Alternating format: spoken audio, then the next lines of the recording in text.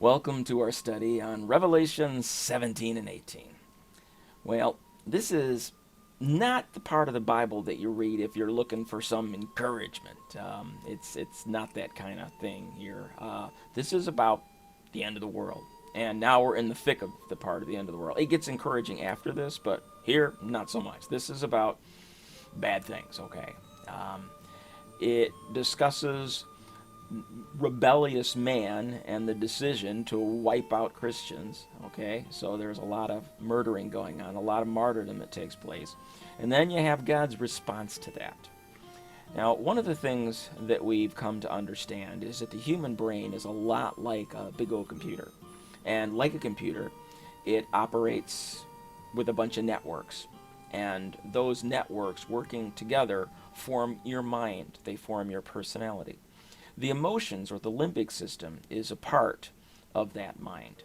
And for human, we call top brain, bottom brain. Top brain being your rational brain, bottom brain being the limbic or the emotional brain. And in the emotional brain, you have negative emotion and you have positive emotion. So emotions are a subroutine for the mind network, and negative emotion is a subroutine of a subroutine. And I bring this up because the question is, okay, God made man in his image. Emotions come from God. All emotions, good emotions as well as bad emotions, they came from God. Well, the question is God an emotional creature the way we are when we're 3? Or is he an emotional being more like we are at a more mature time? And I submit to you that it's the more mature thing, okay? He is the most powerful, the most intelligent entity in the world, in the universe, in all possible universes. And consequently, I'm sure he has control over his emotions. So much so that I suspect he has the ability to turn off those subroutines, those negative subroutines. For example, when we become Christians, he doesn't vent his anger at us at all. He vented it at Christ when he died on the cross in our place, and that's it. That's the extent of God's wrath for us. That was the deal. That was the deal. Jesus died in our place. That's why we're Christians, okay? So those subroutines of anger and disappointment and wrath, those are spent. He doesn't turn those on for us. And for much of humanity, he allows a lot of bad things to happen on this planet. Innocent people are harmed at the hands of guilty people all the time. And karma doesn't work the way we think it should. It doesn't work quickly, that's for sure, in most cases. What we see here in Revelation 17 and 18, when mankind crosses the line and starts slaughtering Christians by the millions, God flips that switch. He turns on those negative emotion subroutines and he vents his wrath on man. He doesn't wait for these people to die and go to hell. Okay, they're going to get it there too. But he demonstrates just how displeased he is by wiping out humanity. Okay, we saw that in the previous chapters. We saw how he did it. Now, in Revelation 17 and 18, you see this anger, this wrath of God from the heavens perspective. Okay, and we're told to rejoice. He says, believers, children of God, look at this and rejoice. And it says right there, I did this for you because it bothered me. It bothered me when you people were being tortured and hunted and killed and terrorized. It bothered me. This is how I feel about the enemies of my children. And so, yeah, it's bloody. It's ugly. It's distressing. It's horrible to watch. It's horrible to read about even. Our beloved planet is dead. It's dying. People are being smushed by the millions. But look at what they did. Look at what they did. It's in response to that. So just wanted to give you a heads up as to what you're getting yourself into. Welcome to Revelation 17 and 18. Now, one thing that I need to stress right away is that this is not in chronological order. The book of Revelation violates the rules of chronology all over the place. All right, you're dealing with heavenly things, and you got to keep in mind that heaven is outside of our timeline. It is above our time. Therefore, from a heaven vantage point, when you look down at the earth, it is possible to see different things in out of order because it is outside of time. It's like looking at a ruler. You see the numbers from 1 to 12 if it's a 1 foot ruler, if you're above. But if you're on the ruler, if you live on top of the ruler, you're at a particular measurement. Okay, you can't do that. You're only one spot. But when you're above the ruler and much bigger than the ruler, you look down and you can look at the 12 just as easy as you can look at the 1. And so the book of Revelation is outside of time. So when we get to Revelation 17, we just finished 15 and 16. And at the end of 16, the world ended. Everybody's dead. Okay, earth is over.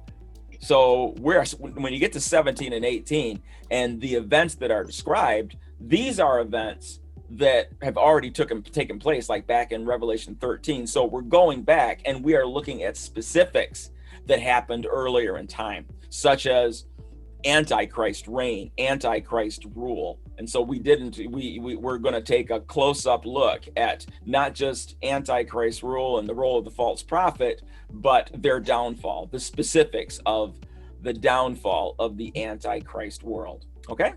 So let's jump into Revelation 17. Now, one of the things, the title, I gave these chapters the subtitle, The Whore, the Bride, and the Beast. The whore, represents several things, and we'll talk about that. The bride is the bride of Christ. These are the people whose names are written in the book of the Lamb.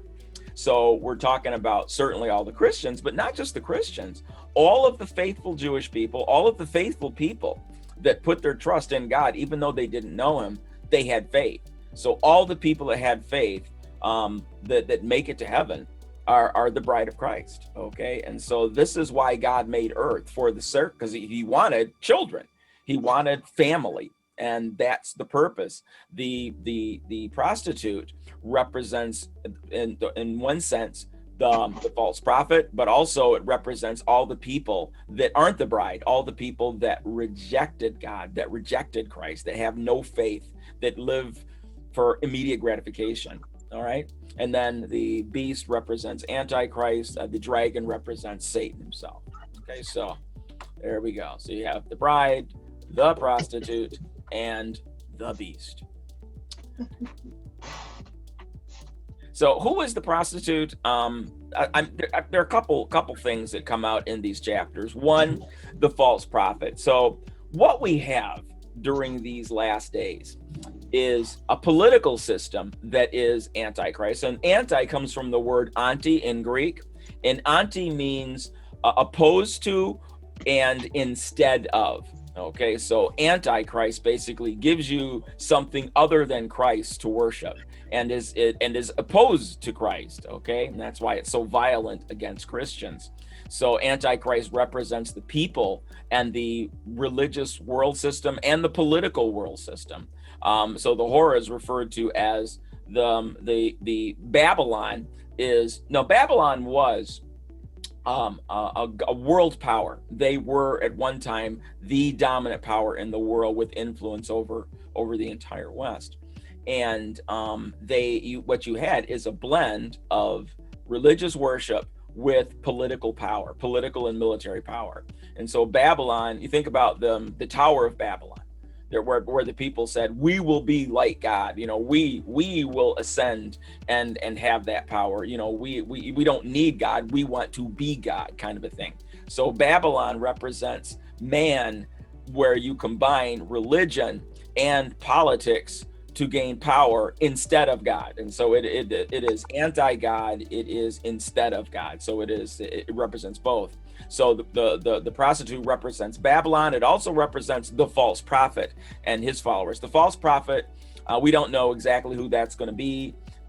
It could be a Jewish Messiah. It could be the 12th Imam. It could be some other type of messianic figure that arises during these last days. But this individual is going to point people to the Antichrist as the one to worship. Okay, so that false church is the prostitute, as well as Babylon itself. Okay, so let's jump into it. I'm going to say right now, these chapters 17 and 18 are the reasons why I really didn't want to do Revelation, to be honest. I don't, there's so much symbolism and stuff here that it makes my head spin. And it's one of the reasons why I really have not studied Revelation since I was in college, to be honest. Okay, so I've been learning a lot from this, seriously. I probably have learned more than, I've learned more about Revelation with this series than in 50 years, literally. I mean, I didn't know it. I knew hardly anything about it until we did this study, and I'm learning all kinds of things here, okay?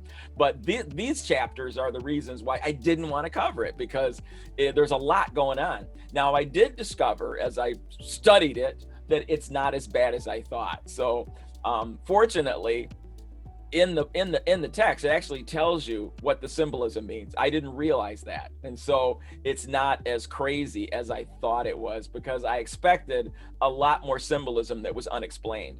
To my surprise, no, if you have an understanding of the Bible, of previous chapters in the Bible and previous books, it makes a lot of sense, and there isn't as much unexplained symbolism as I thought. There still is some, but not nearly as much as I expected. All right, so let me jump in here. One of the seven angels who carried the seven bowls came and invited me. Remember the seven bowls from last time? They poured the bowls out. That was God's final wrath on earth, and ultimately ended the destruction of all life on earth. So these were the angels that meant business. So one of those angels approaches John and makes this comment. He says, "Come, I'll show you the judgment of the great whore who sits enthroned over many waters, the whore with whom the kings of the earth have gone whoring. Show you the judgment on earth dwellers drunk on her whorish lust." Now, when I first read this 30 or 40 years ago, I had no idea what this, she sits over waters. Like, what the heck? What is up with that? I mean, when I go to the bathroom, I sit over waters. You know, what does that mean, sitting over many waters? Well, in the book of Revelation, it literally will say, it tells us that waters represent the peoples of earth. That's what it actually, the legend is built into the book of Revelation. So when people, I've heard pastors say that that's what it meant, but they never explained that it was actually in the book of Revelation, that it says point blank, the waters represent the people of earth. Okay, so we know that this great whore actually has authority over the human community, the government human community. Okay. In the spirit, he carried me out in the desert. I saw a woman mounted on a scarlet beast, stuffed with blasphemies. The beast had 7 heads and 10 horns. The woman was dressed in purple and scarlet, festooned with gold and gems and pearls. She held a gold chalice in her hand, brimming with defiling obscenities, her foul fornications. Okay. Now here, the imagery is also somewhat explained. We know from Daniel and earlier in Revelation that the 7 heads, the 10 horns, represent governments.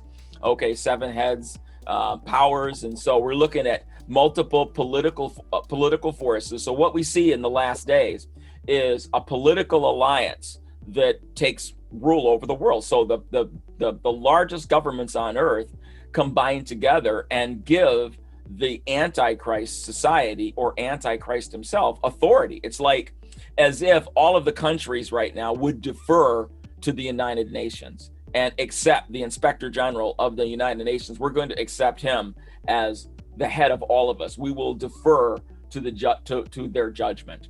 That's kind of what they're describing. I'm not saying that's what's going to happen, but it's like that, okay? So all of these nations come together. Now the woman dressed in purple and scarlet, festooned with gold, this is Babylon, this is Antichrist, and the value system of Antichrist compared to God's values is bad. I mean, he basically promotes things that God calls abominations, defiling obscenities, foul fornication. So it's sexual stuff, it's behaviors that God said absolutely don't do. Well, these are things that are promoted by this Antichrist society.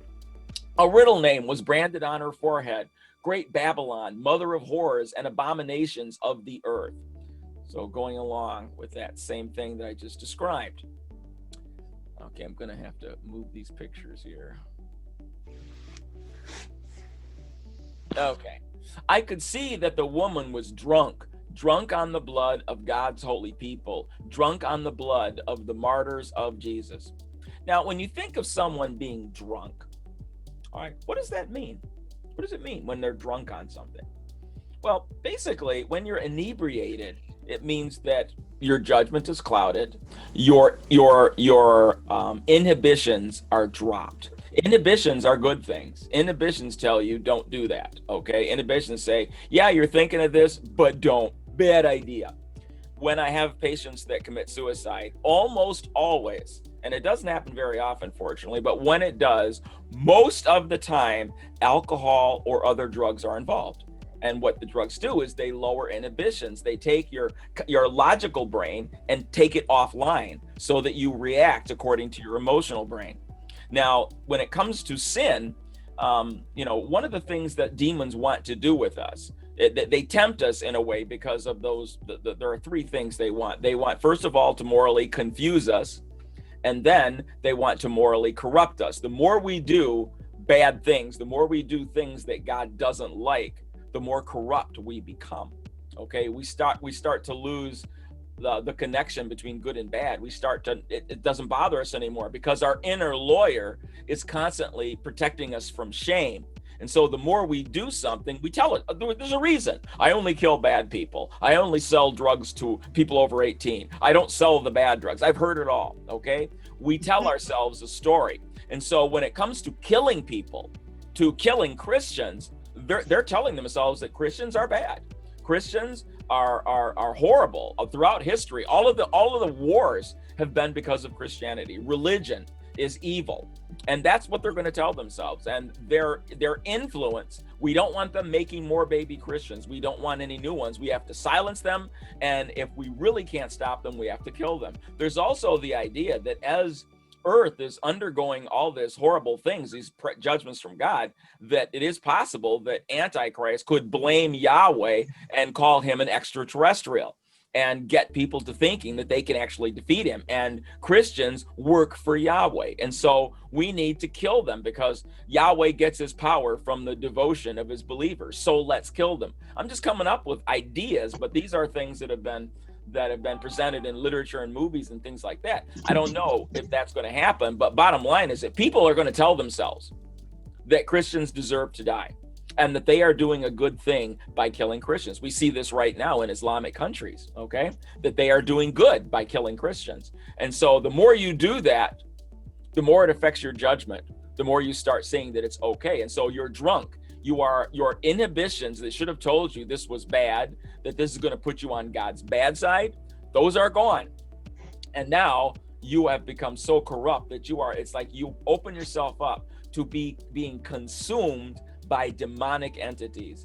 And I do believe there's going to be a lot of demonic possession going on because people have given themselves over to this wickedness, and as a result, they're doing horrific things, disgusting things, resulting in the murder of literally millions upon millions of people. Astonished, I rubbed my eyes. I shook my head in wonder. The angel said, "Does this surprise you? Let me tell you the riddle of the woman and the beast she rides. The beast with the 7 heads and the 10 horns.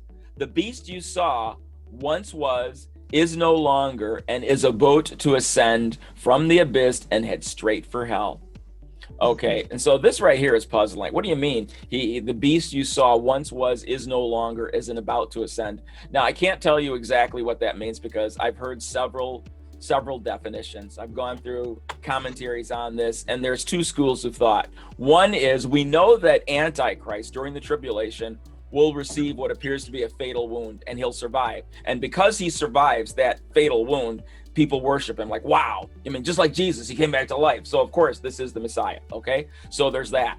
There's also historically, we have had Babylon-like governments that have persecuted Christians, that have persecuted believers.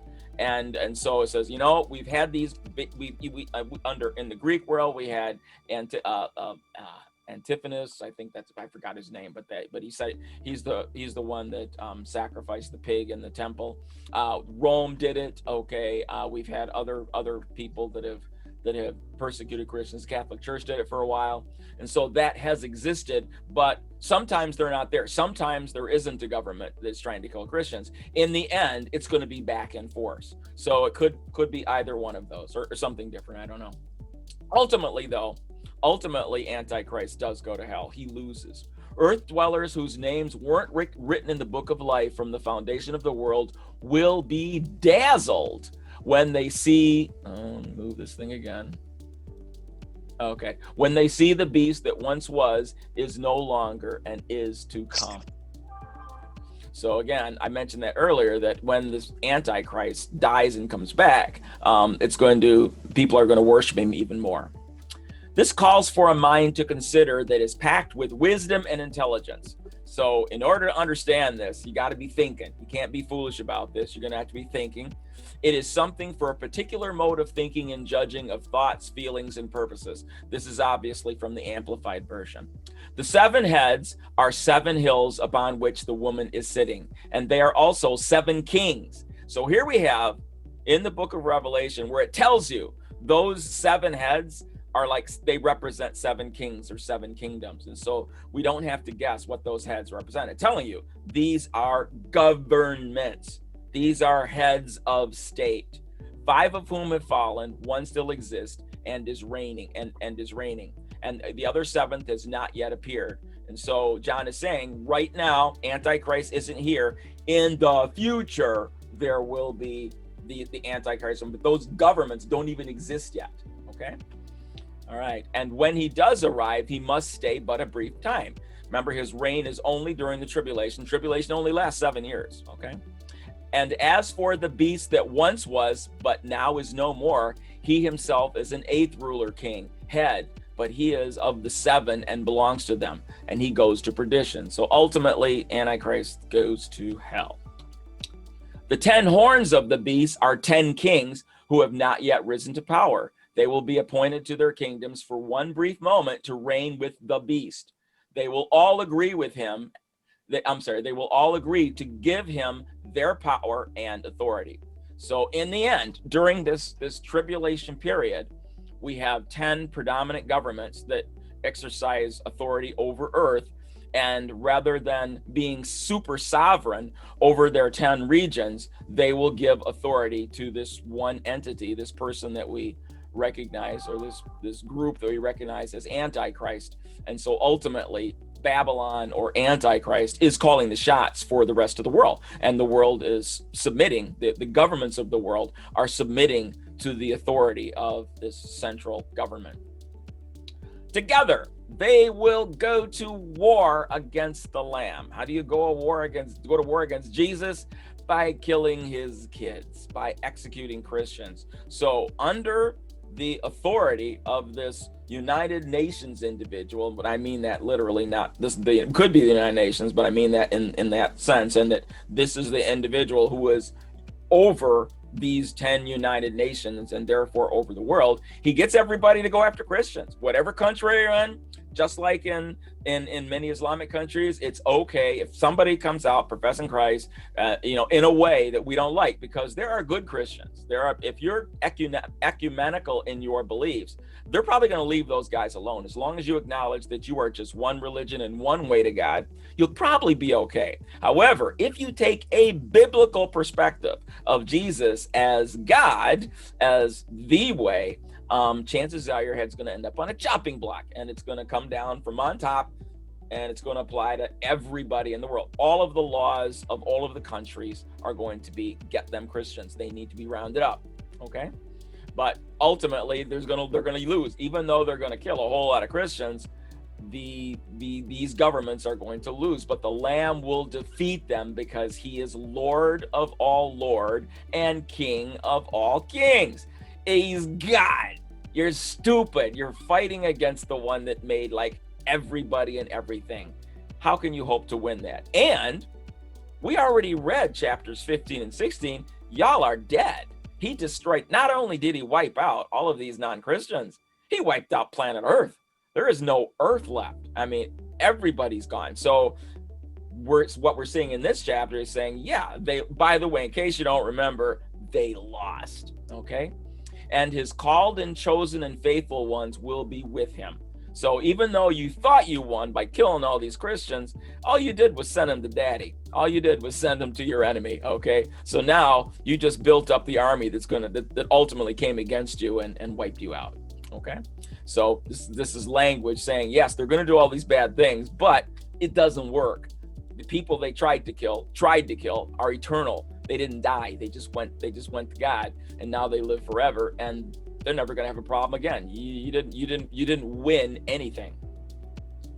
So in the fight of Jesus versus Satan, Satan doesn't have a chance. He's not equal to God in any way. He's a created being, and he's going to lose. And we saw from chapter 15 and 16 there that the people, when they rise up against God in Armageddon, it's a slaughter. They lose. I don't think Jesus' side didn't lose one person. They lost 100%.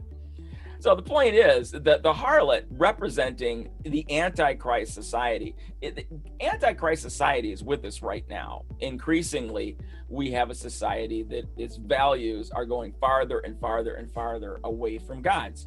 And that's the harlot that's kind of described, but it reaches fruition in those last 7 years. And so the attacks on the church, the attacks on the bride of Christ are only going to get worse, ultimately leading to outright murder. The scarlet beast and his 10 horns all hate the prostitute. Now, this is news. Up to now, all we've had are descriptions as to how well they get together. They get along great. You know, this world political system and the false prophet have worked along really well. The false prophet has told everybody, hey, guess what? You know, the Antichrist, he's really cool. Antichrist is the true Messiah. Everybody worship him. And so now everybody's doing that. And now the Antichrist doesn't have any place for the false prophet.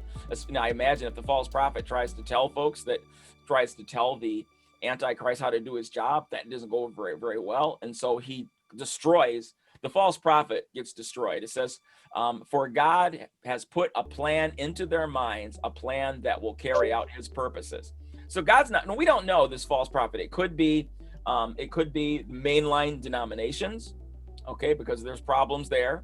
Okay, so not just it could be any of all the mainline denominations as well. It could be the 12th Imam, you know, it could be a Jewish messianic type of thing. The false prophet could be any one of those categories, all right? I don't know what it is, but whichever one, that religious branch of the Antichrist society is going to be snubbed out. It's like, okay, we don't need your religion anymore. Yes, I am God, but I don't need devotion that includes any other type of worship. I don't care about Buddhism, Islam, ascetic Judaism, any of that. I don't care about any of that. It's all about me, and so you need to go away. So false prophet is taken out of the picture. So now all we have is Antichrist civilization. They will agree to give their authority to the scarlet beast, and so the words of God will be fulfilled. And this woman you saw in your vision represents the great city that rules over the kings of the world. So that's the end of chapter 17. We're going to jump right into 18 now.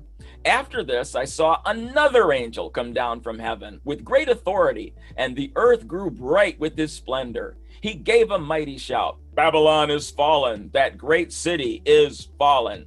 She has become a home for demons. She's a hideout for every foul spirit, a hideout for every foul vulture and every foul and dreadful animal. For all the nations have fallen because of the wine of her passionate immorality.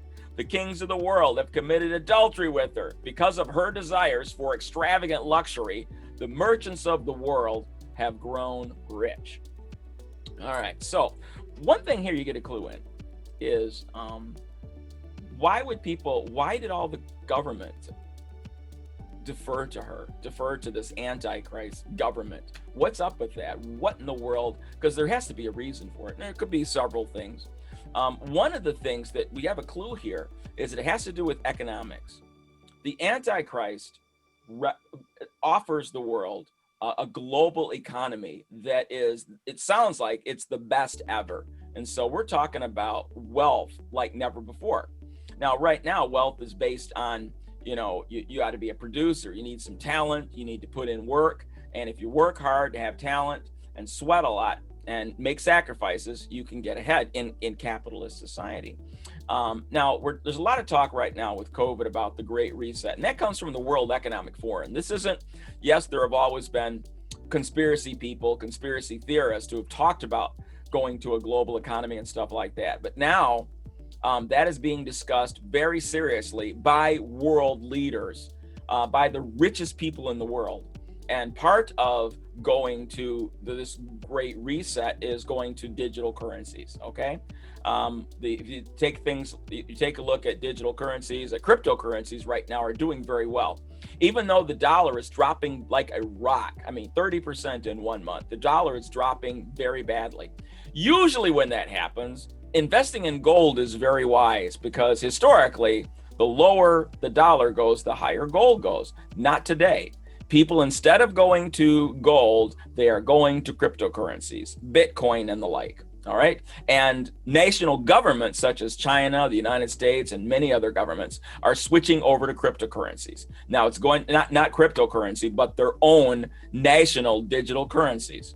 Now, these digital currencies are not based on gold or assets. Digital currencies give these governments the ability to produce money out of thin air at their whim.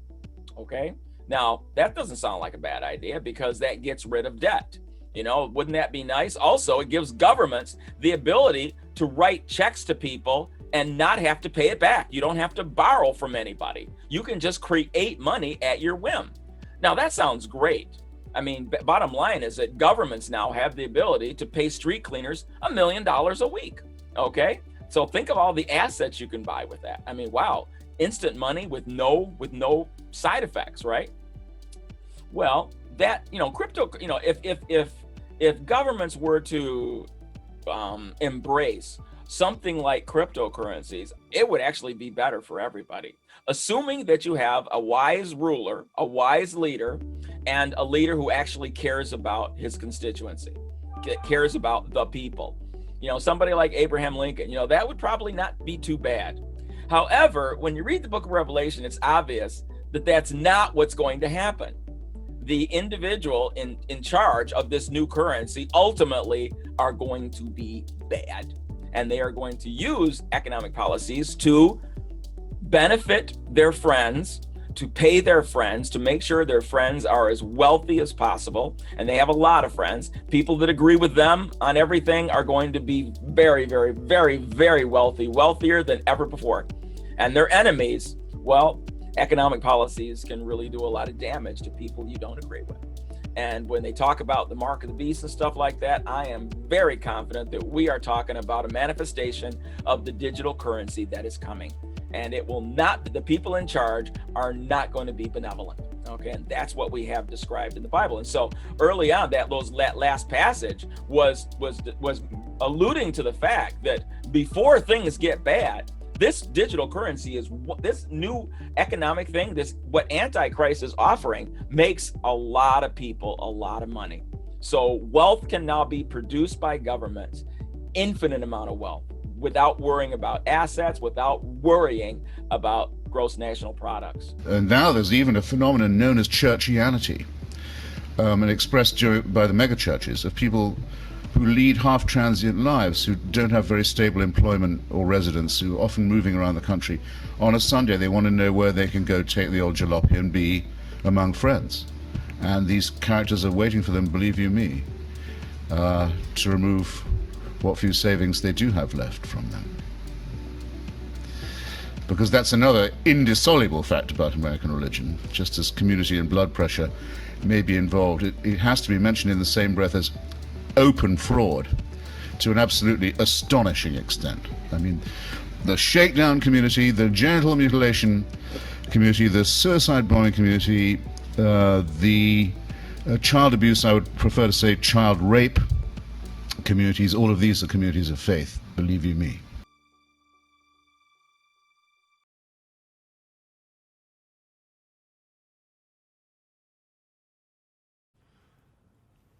You're in the good place. You're okay, Eleanor. You're in the good place. Well, that's good. Hello, everyone, and welcome to your first day in the afterlife. You were all, simply put, good people. But how do we know that you were good? How are we sure? During your time on Earth, every one of your actions had a positive or a negative value, depending on how much good or bad that action put into the universe. Every sandwich you ate, every time you bought a magazine, every single thing you did had an effect that rippled out over time and ultimately created some amount of good or bad.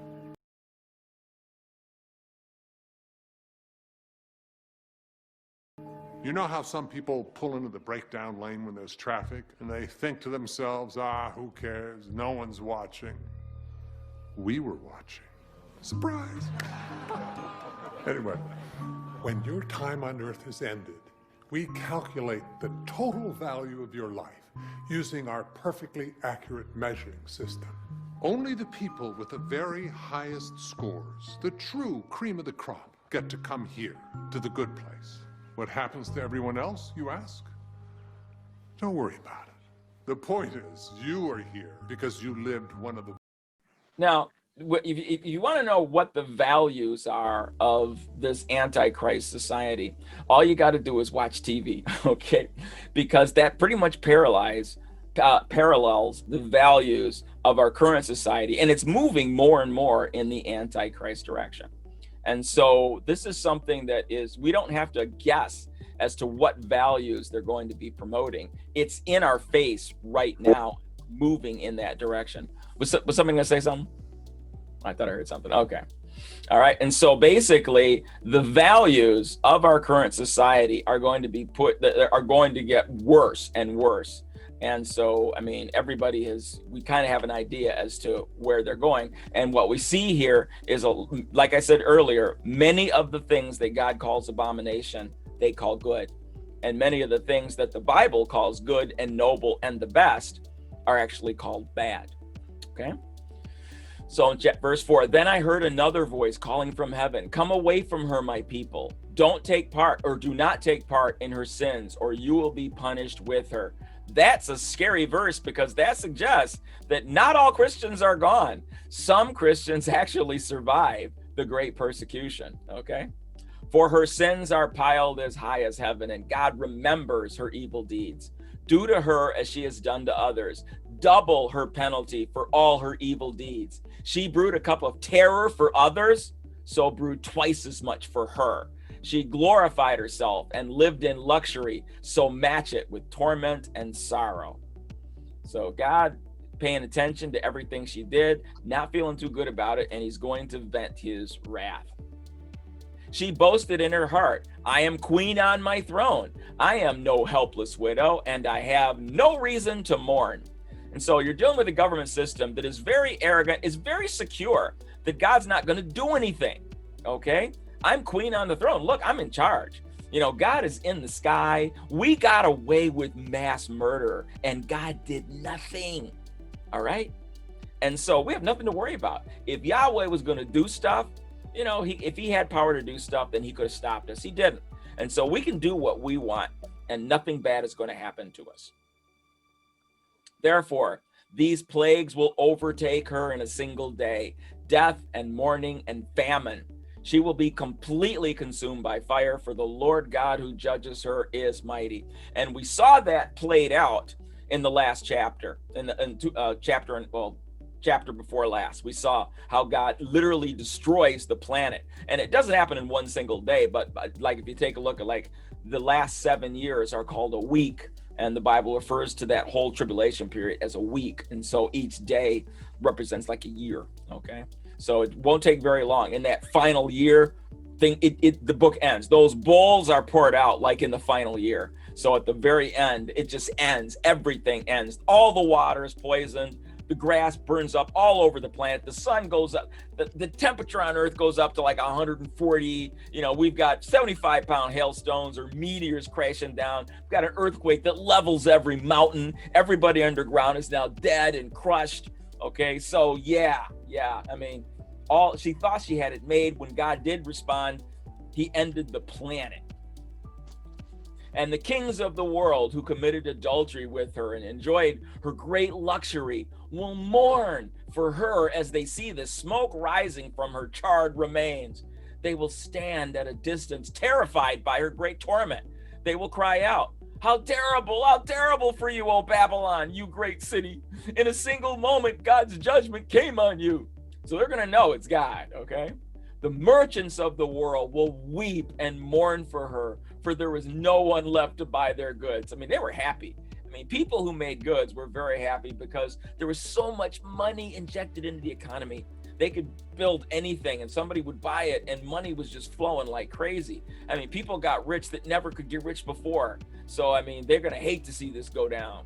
They thought that this was going to go on for like decades and decades and decades. And so, surprise, she bought great quantities of gold, silver, jewels, and pearls, fine linen, purple silk, and scarlet cloth, things made of fragrant Thyan wood, ivory goods, and objects made of expensive wood and bronze, iron, and marble. And so John is describing it in terms of things that he was familiar with, and that's probably what he saw.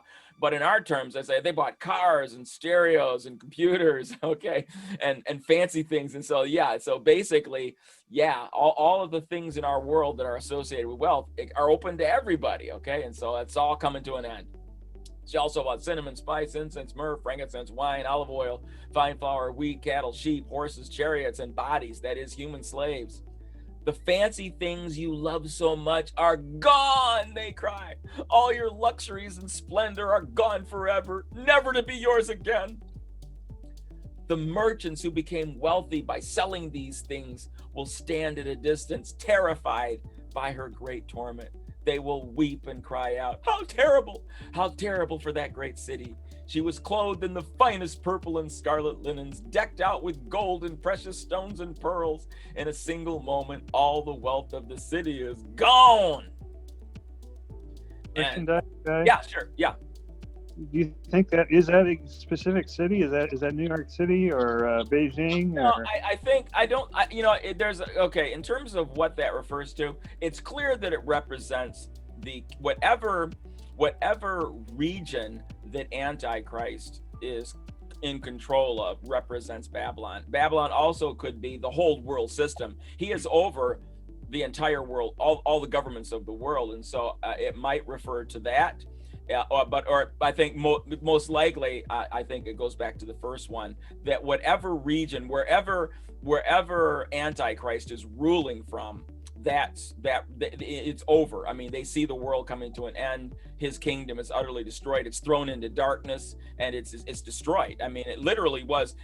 We saw in the past two chapters that Babylon itself fell into darkness and was utterly destroyed. So that regional area, wherever that was, wherever this Antichrist is reigning from, is utterly destroyed. And so that economic thing that he brought is gone.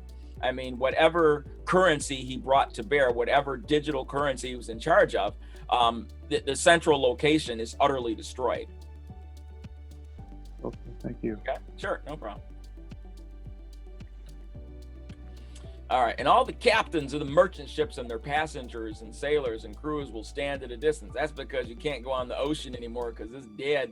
With all those rocks hitting the ocean, you probably wouldn't live anyway. So you're not going to be able to float anywhere on your boats, and most boats are probably going to be destroyed. They will cry out as they watch the smoke ascend, and they will say, where is another city as great as this?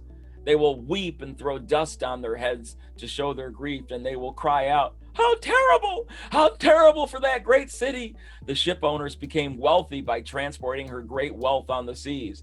In a single moment, it is all gone. Now it takes a turn and says, okay, we've been looking at what has happened from the, let me go back, from the perspective, okay, thank you for that. We've been looking at the perspective of the people of Earth, and they're now aware that this great economy, this beautiful utopia that's free of Christians, as they were promised, once the Christians are gone, there's not going to be any more war. We're going to have a utopia because they're responsible for all the problems in the past, and they're gone. And now everything's falling apart. We got rocks coming out of the sky. We got earthquakes. We got tsunamis that wiped out all the islands. I mean, the world is coming crashing down. And so what a disappointment that is. Okay, and so we've looked at this from the disappointing perspective of the people of earth. Now we're going to look at it from the heaven perspective. This is where, God, all those saints that are dead in heaven, that are in heaven now, they are with the Lord. And now we have a response from heaven, God talking to his people about what you're looking at. It says, rejoice over her fate. Now you think, wow, you're just watching the slaughter of billions of people. And God says, rejoice over what you're seeing here. O heaven and people of God and apostles and prophet, for at last God has judged her for your sake. Now, remember back early in Revelation, when from under the altar, the people that were martyred cried out to God and said, how long are you going to wait, man?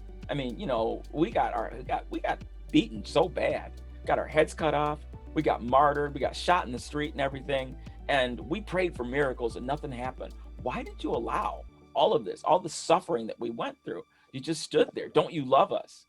And this is because that's kind of what the implication is. Don't you care?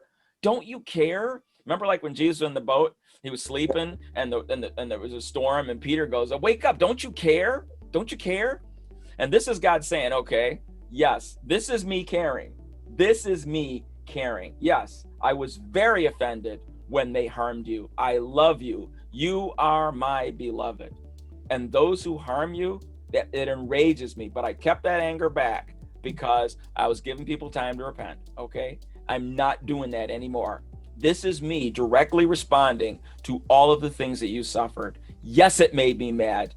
This is how mad it made me.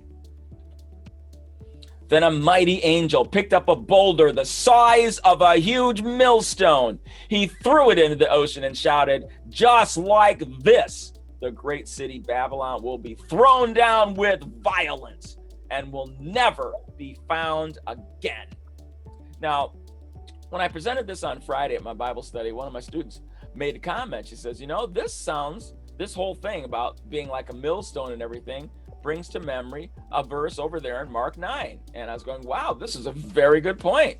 And here's Mark 9, verse 41. Jesus said, for I tell you truly, whoever gives you a cup of water to drink because you belong to and bear the name of Christ will by no means fail to get his reward. So God says, look, I love you guys so much that if somebody even gives you a cup of water, you know what? You're going to get an extra blessing because you gave it to one of my kids. He wants us helping everybody, but especially if you help his kids. He likes that because God cares what happens to his kids.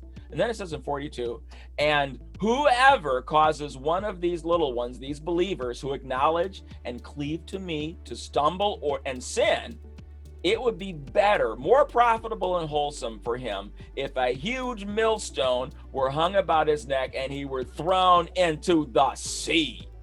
So God's saying, look, if you help one of my people, it gives me happy and I want to reward you for that. But if you hurt one of my people, you're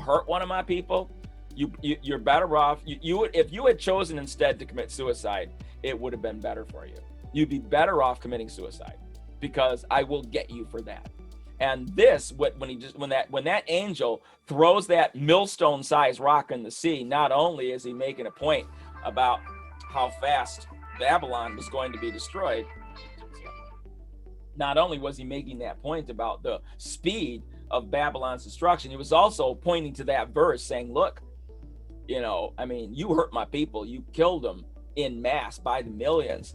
And when you did that, you got my attention, and you'd have been better off committing suicide than what you just did. Okay? So now we go back to the people of earth and their response to the destruction of Babylon. It says, the sound of harps, singers, flutes, and trumpets will never be heard in you again. No craftsmen and no trades will ever be found in you again. The sound of the mill will never be heard in you again. The light of a lamp will never shine in you again. The happy voices of brides and grooms will never be heard in you again. For your merchants were the greatest in the world, and you deceived the nations with your sorceries. In your streets flowed the blood of the prophets and of God's holy people, and the blood of people slaughtered all over the world. And so, when you first read that about when God turns to his people and says, rejoice, see what I'm doing, rejoice. And you're going, well, how can I? It's so gory. Oh my gosh, you killed billions of people. How can I rejoice over that? And in the last passage of chapter 18 in verse 24, it says, keep in mind what they did. It says, in your streets flowed the blood of the prophets and God's holy people. They murdered millions. They murdered people by the tens of millions. Okay, so this is payback. What you're seeing is that this was, remember way back in Genesis when I said what the penalty for murder was? You murder my kids, that's an even worse penalty. So this is a just response to what these people have done. Okay. It's finishing on a down note. Yes, it does. It does indeed. All right. So that's the end. We've only got about 4 chapters left, so we're almost through the book of Revelation. Any comments or questions on what we covered today there? Sure, I'll give you a note or two. Sure. What's that? What do you got, Lyle? Here, I'm going to read the note there from, it says 18:9 through 20. I'm going to read it from the NIV, okay? Okay, sure. Go ahead. It's funny how it refers to the book of Ezekiel. Yeah. Verse 20, chapter 27, if you didn't know that. Okay, all right. What about the 3 group laymen, that you mentioned, the kings? Yes. Merchants and seamen? Yeah. Well, it refers to chapter Ezekiel 27, 12 through 22. Mm-hmm. I just thought I'd share it. Oh, okay. So yes. And that's one thing about the book of Revelation is that, in looking at commentaries and studying this, there's so much information and I could have spent a lot more time, but when talking about those horns and everything, it's like, wow, you can get caught up in that. And I want to give an overview, because the overview is important for people that are going to live through this.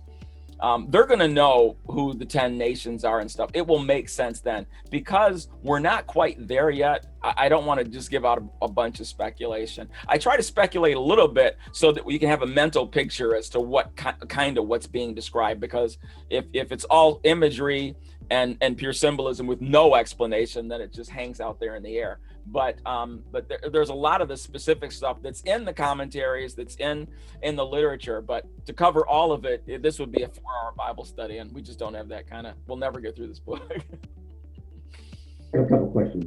Yeah. Okay, the false prophet, is that kind of like John the Baptist to Jesus? Yeah, I think that's a very good illustration. But yeah, instead of being a good prophet that points to the Messiah, it's a false one. He points to a false Messiah. So I think that is an excellent description there, Eric. Yeah, I think does the Antichrist, is one of his eyes not work, or is it okay. Wounded by? Yeah, there is some evidence that he has a specific wound where he's blinded in one eye and one arm doesn't work. There is a verse suggesting that happens. It's only, I'm very careful about making interpretations based on a single verse, but there is some language that the man of lawlessness is blind in one eye and lame in an arm, so I mean, that is possible. I'm not sure if that is the specific wound, but there is a verse that says that. So that might be true. I'm not sure how sure I can be of that, because it is only a single verse, but it is possible that is in the Bible. Just like Jesus bears the scars in his hand still, Antichrist bears, so that it does make sense. But again, we don't have universal agreement on that, but it's Revelation. So, but yeah, that there is some biblical support for that.